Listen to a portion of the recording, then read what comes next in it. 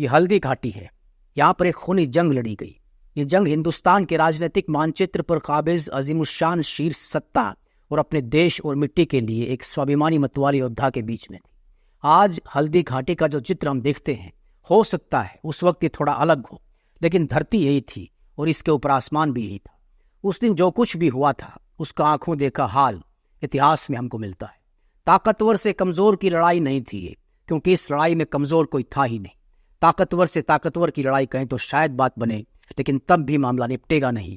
एक पक्ष के पास बेशुमार धन था, साधन थे, ह्यूमन रिसोर्सेज थे, यानी सेना बहुत बड़ी थी, लेकिन शीर्ष पर बैठा हुआ शासक लड़ाई के मैदान से गायब था। आप समझ गए होंगे कि मैं अकबर की बात कर रहा हूं। हाँ, जंग के मैदान में उसके प्यादे मौजूद थे। दूसरी तरफ मुख्य किरदार खुद मौजूद था, जिसका उद्देश्य स्पष्ट था, मिट्टी और स्वाभिमान। साधन भी उसने जुटाए। उसने अपने प्यादों के दम पर लड़ाई नहीं लड़ी, बल्कि खुद नेतृत्व किया। आगे जाकर लड़ते थे और अपने साथ लड़ने वालों को साथी का दर्जा देते थे। आप शायद कह रहे होंगे कि हम बायस होकर ये बात कह रहे हैं, लेकिन आप सोचिए कि अगर वो अपने साथियों को प्यादा समझते तो क्या उनके साथी वो कर जाते जो उस दिन हल्दी घाटी में हुआ। आप दांतों तले उंगली दबा लेंगे जब आप जानेंगे कि एक जानवर ने भी अपने मालिक को बचाने के लिए अपनी जान लड़ा दी थी, और वो महान योद्धा अपने उस महान घोड़े की शहादत पर यहीं इसी हल्दी घाटी से थोड़ा दूर फूट फूट कर रोता देखा गया था। इससे इन सब किरदारों के इतने ही संवेदनशील होने का पता चलता है जितने कि वो बहादुर और ताकतवर थे। एक महान योद्धा सिर्फ शरीर से नहीं बल्कि उससे ज्यादा मन से ताकतवर होता है, लेकिन इसका मतलब ये नहीं कि उसके इमोशंस खत्म हो जाते हैं। फिलहाल मैं बात कर रहा हूं हल्दी घाटी में हुए उस रण की। मैं बात कर रहा हूं घोड़े चेतक की और संघर्ष के प्रतीक अद्भुत और महान योद्धा महाराणा प्रताप की। वीडियो पूरा देखें, क्योंकि जो कुछ वहां हुआ एक एक घटना आपको तफसील से बताने वाले। दोस्तों नमस्कार, सत श्री अकाल, आदाब, स्वागत है आपका। सब्सक्राइब नहीं किया है तो कर लें, जरूरी है, क्योंकि आप जब चैनल को सब्सक्राइब करते हैं तो हमें अथाह ताकत मिलती है। आमेर के कुंवर मान सिंह महाराणा प्रताप से मिलने के लिए मेवाड़ जाते हैं।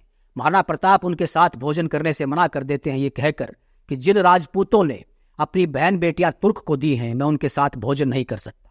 इस बात का जिक्र कई ऐतिहासिक दस्तावेजों में मिलता है। मान सिंह अपमानित महसूस करके वहां से लौट गए और बादशाह अकबर के पास पहुंचकर सारी घटना उनको बताते हुए अपने अपमान का सारा हाल उनको कह सुनाया। इस पूरे वाकये को सुनकर अकबर गुस्से में भर उठा। अकबर ने महाराणा प्रताप के व्यवहार को अहंकार समझा। हल्दी घाटी में महाराणा प्रताप और अकबर की लड़ाई के बीच का कारण सिर्फ यही घटना हो ऐसा नहीं है, इसके कई दूसरे कारण भी थे।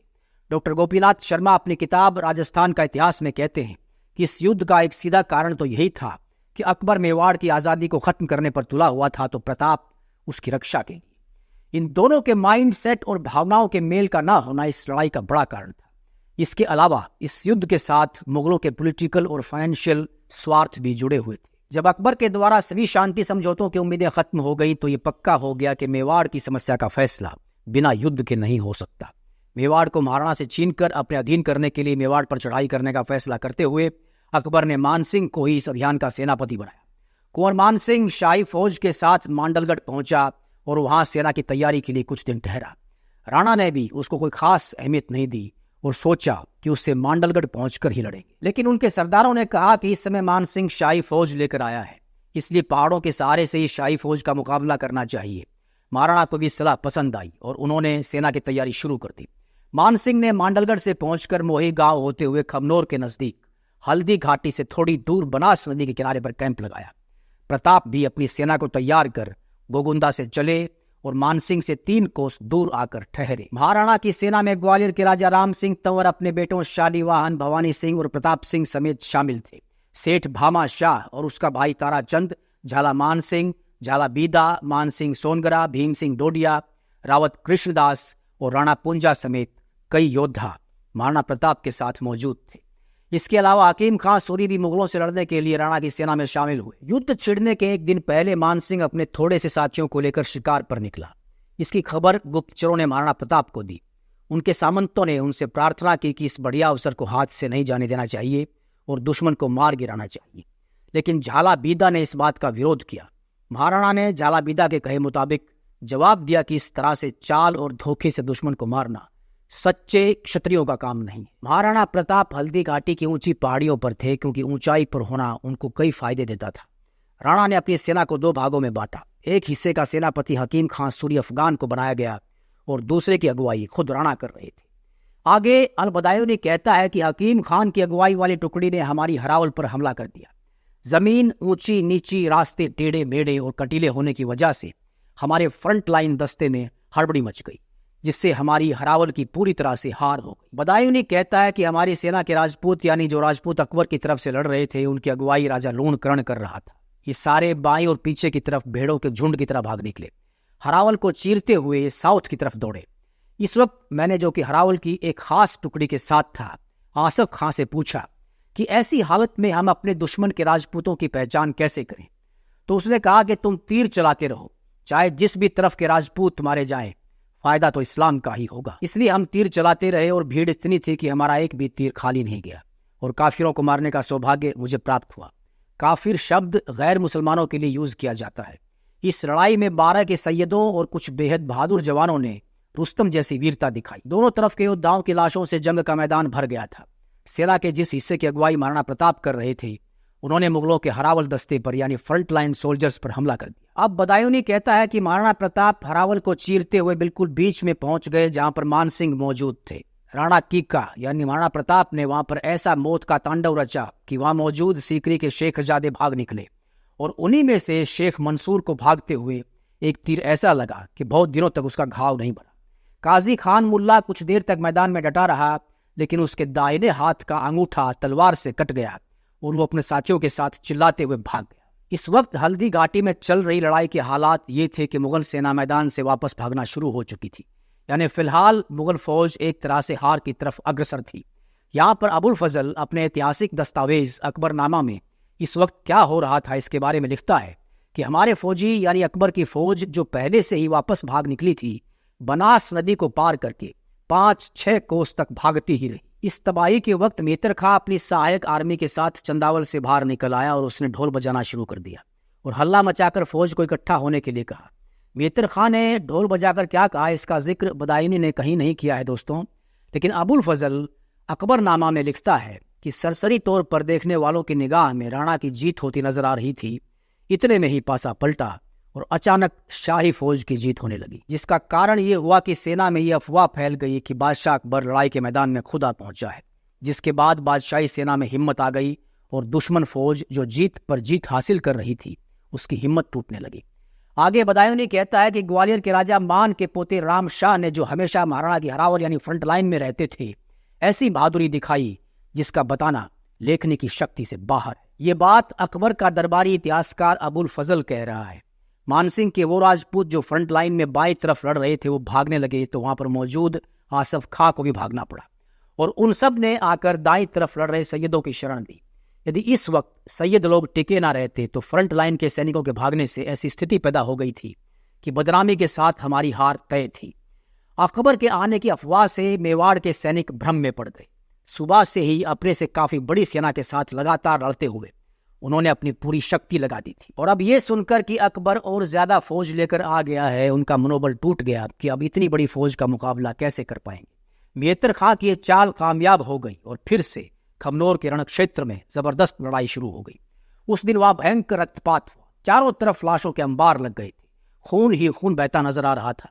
नजदीक ही एक कुंड था जो पानी से भरा हुआ था।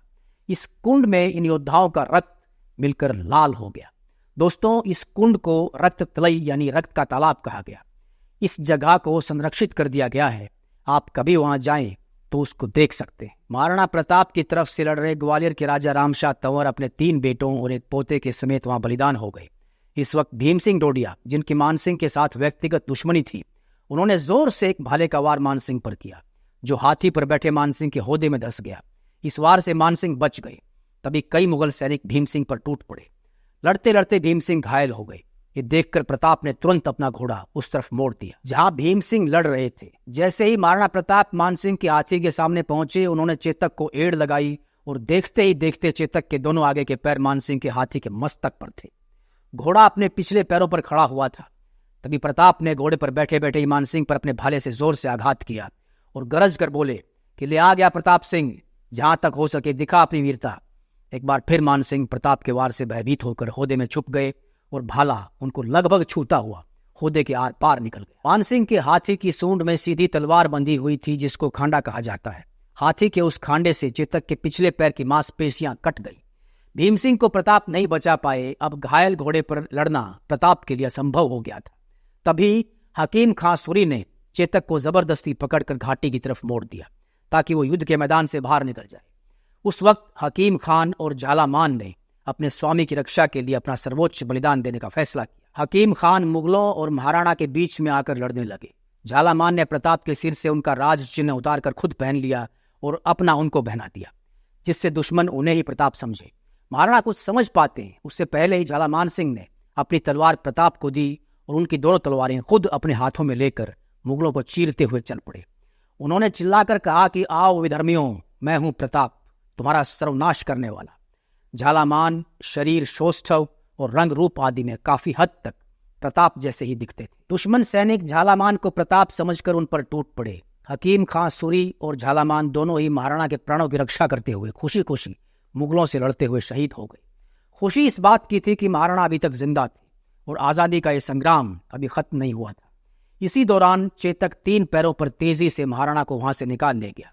2 मुगल सैनिक उनका पीछा करने लगे। तभी प्रताप के भाई शक्ति सिंह, जो कई वर्ष पहले किशोरावस्था में महाराणा से नाराज होकर अलग हो गए थे और अकबर के दरबार में चले गए थे, उस दिन मुगल सेना के साथ थे। जब उन्होंने प्रताप को जाते हुए देखा और देखा कि 2 मुगल सैनिक खत्म करने के इरादे से उनका पीछा कर रहे हैं, तो वो अपने घोड़े को लेकर तेजी से महाराणा के पीछे गए और मेवाड़ी में चिल्लाकर प्रताप से कहा, ओ नीले घोड़े राज सवार। प्रताप ने मुड़कर देखा।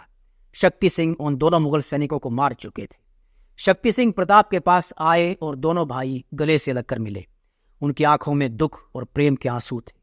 ये घटना हल्दी घाटी से 5 किलोमीटर दूर बिलोचा गांव की। वहीं पर प्रताप के घोड़े चेतक ने भी बुरी तरह से घायल हालत में और गर्मी की वजह से दम तोड़ दिया था। कहा जाता है कि महाराणा उस दिन चेतक का सर अपनी गोद में रखकर फूट फूट कर रोए थे। दोनों भाइयों ने बिलोचा में चेतक का अंतिम संस्कार किया। शक्ति सिंह ने अपना घोड़ा महाराणा प्रताप को दे दिया ताकि वो दुश्मन की पहुंच से निकलकर आगे रण की तैयारी कर सकें। महाराणा ने वहां से नजदीक ही एक गांव कोलियारी में शरण ली।